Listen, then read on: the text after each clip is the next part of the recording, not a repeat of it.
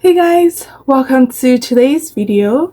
So today we're going to be talking about 3 myths about feminine energy and what you can do to overcome them.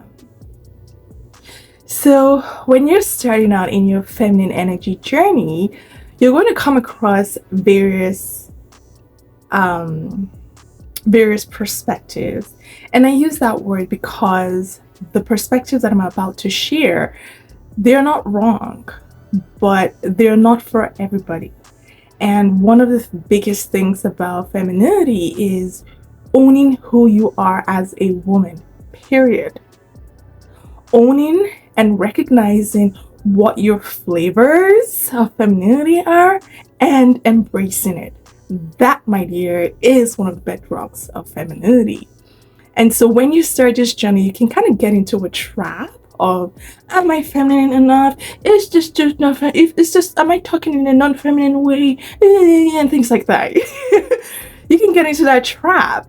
And rather than focusing on enjoying life, you start becoming more action and results oriented, right? And when you're in that state, you are then in your masculine, right? And so one of the biggest myths that I've had to learn to overcome is that femininity has to look a certain way. Okay, so you hear that, oh, as a feminine woman, you should always wear a dress, you should always wear heels, things like that. Granted, I love dresses. I love heels. I'm wearing a dress now, but I'm not doing it because I want to be my feminine. I'm doing it because I like it. I've spoken to women who they don't like dresses, or they don't want to wear a dress all the time, right? Or they don't like heels. Why would you do something you don't like? That goes against, at least from my understanding, that goes against my my being able to embrace myself as a feminine woman. So one of the things that I'm going to tell you ladies is listen to your body. She knows what you want. She knows what you like. Listen to your intuition. If your gut or your intuition is telling you, don't put that heels on me, then don't wear it. Doesn't matter what AB told you. Doesn't matter what a feminine energy teacher told you. If you don't like heels, don't wear it. If you don't like dresses, don't do what you want. Do what you feel like doing in that moment. Now, one of the things that I learned about my journey into womanhood and things like that is, as I started to heal and just be me, I noticed that I became more, free-spirited and just let's enjoy the moment for what it is, right? And being in that state, I did not want things restricting my movement. So jeans, for example, can feel very uncomfortable, ladies. You know what I'm talking about. So some days I don't want anything restricting my movement, right? Or some days I have a beautiful dress that I want to wear. So in those moments, I wear the dress, or I put on the outfit, the skirt, or whatever, based on how I'm feeling. So it doesn't have to look a certain way. You don't always have to wear heels. No, if you don't like heels, then don't wear them. Just find and embrace what makes you feel beautiful, because when you're in that state where you're feeling beautiful, like in and out, girl, your feminine, it would be like this. Like, it would be shining to the people around you, and people would be like, who's that? I would have what she's having. Yes, please, I'll have what she's having, right? So yeah, I wanted to put that out there because I've heard a lot, and women saying, well, I don't want to do it. Then don't do it. Don't do it. Just listen to your body and embrace who you are as a woman. If it's wearing t-shirts, if you feel you look cute in them, wear your t-shirts. If you love dresses and you love heels and you feel like that's my thing, girl, rock your heels, rock your dresses, do what you want. All right. The next myth that I encountered was I have to talk a certain way all the time. Oh, I have to, I have to use my voice and sound like a little girl all the time.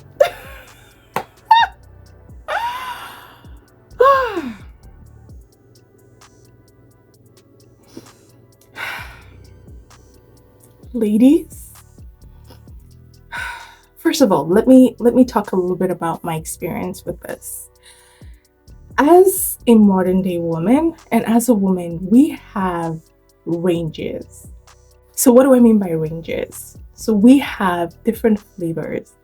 Today, we can wake up feeling like the goddess. Tomorrow, we wake up feeling like the princess. The next day, we wake up feeling like the seductress. The next day, we end up feeling like the siren. We end up feeling like the danger girl. Whatever it is we feel like embodying, we can get into different flavors of femininity.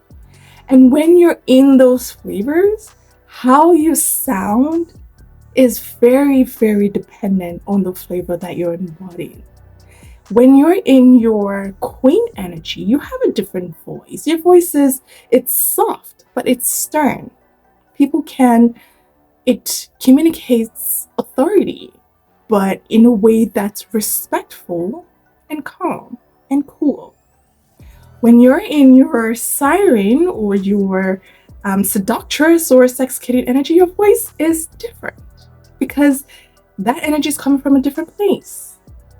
So limiting your voice to a certain pitch and a certain tone, it kind of, for me, it feels very limiting. It's like a box, because if I feel like I have to talk like this when I'm talking to my brothers and sisters, like, do you understand what I'm saying?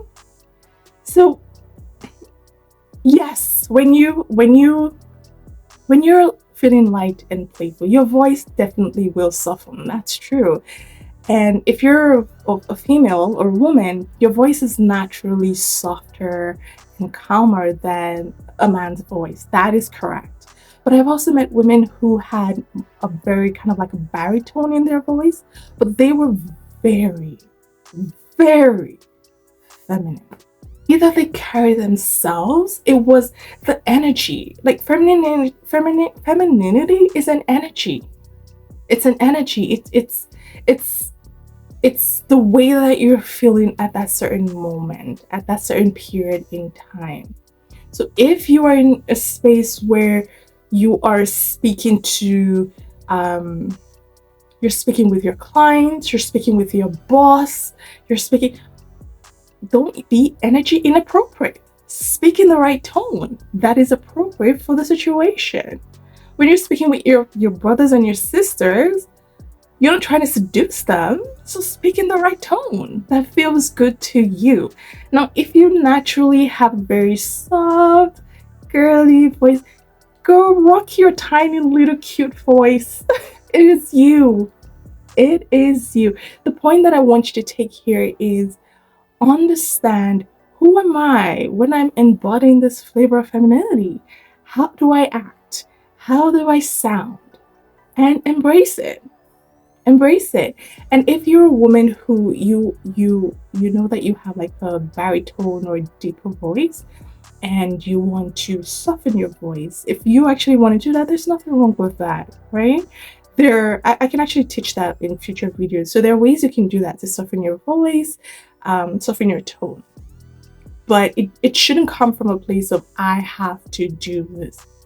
Girl, you're a woman. You can do whatever you want. Do whatever you want and what makes you feel good. That, my dear, is the most important thing. Number 3, you have to always be feminine to consider yourself as a feminine woman. I'm sorry, I have to sigh, because I know a lot of women they're struggling with, am I being feminine enough? Am I feminine enough? Do I always have to be feminine 100% of the time? The answer is no. if God wanted you to be embody your femininity 100% of the time, he will not have given you masculine energy. Girl, come on. We are in 21st century. Women now have the ability to do things that they were not allowed to do in the past. We cannot go back to the 1950s. Humanity doesn't like to move backwards. Evolution likes being forward. Okay, so when you need to access your masculine energy to get things done, use it. Embrace it. I love my masculine energy because that girl, oh, she saved my life. And she's just like, step a little out of the way so that I can get things done and then you can come back and rest, you know?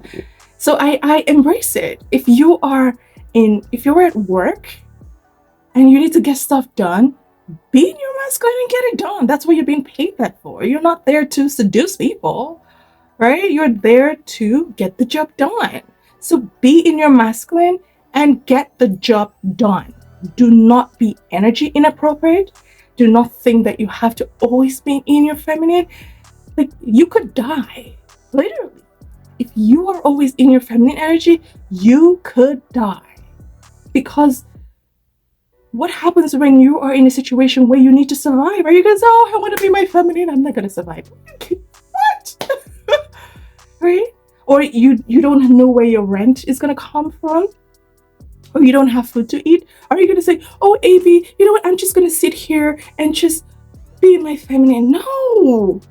Life will happen to you. Things may happen to you that may cause you to survive. Do what you need to do to survive. Embrace masculinity. Embrace your masculine energy. Part of understanding femininity is also understanding the value of masculinity. They go hand in hand. Okay? You cannot be a feminine woman without masculinity. It's just not possible. And if you don't have masculinity surrounding you or supporting you, then you may find yourself in situations where you have to be the masculine energy to support you. In those periods, embrace it for what it is, girl. Embrace it, do the thing you need to do, and carry on with life. Okay? So don't put yourself in a box like, oh, AB, well, should I be feminine 100? No. Like I said, if God wanted you to always be feminine, he will not have given you masculine energy. Every woman has masculine energy. It was put in us as a fail-safe switch, such that if we don't have providers and protectors around us, we can do it ourselves, right? So when you're in those situations, do what you need to do to survive.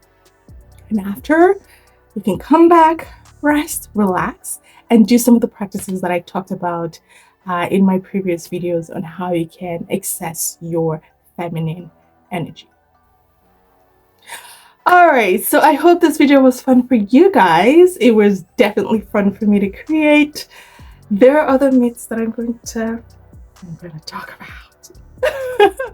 But I'm just going to start with this ones first. If you have any questions, feel free to comment. Other than that, ladies, I will see you in my next video. Bye.